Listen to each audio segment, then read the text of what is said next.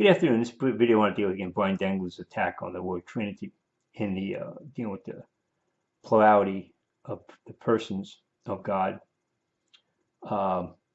three persons, distinct persons, one God, and the word Godhead. They're two different words, dealing with two different concepts. Trinity is doing the plurality of persons and the unity in one God. That's explaining that concept. Godhead is explaining a different concept. It's explaining the nature of God, his deity, his divinity.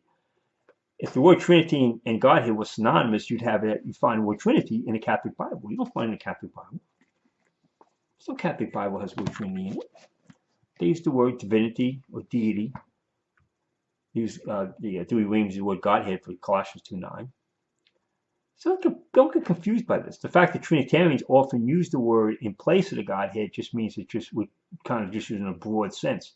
But in a very strict sense, the word Trinity is not the word used for Godhead. Godhead and Trinity are two different words and two different concepts. And so him trying to replace the word Godhead, saying, well, Godhead, it's really the Trinity is a false doctrine. It's really the Godhead, and it's, three parts. God has nothing to do with parts. God has nothing to do with the issue of three parts. Godhead has nothing to do with three parts or three persons. It has to do with one issue, the nature of God, his deity. The issue of the plurality of God, what it's made up of, is found. That's the concept of the word Trinity. He's trying to give you a different meaning of the word Godhead,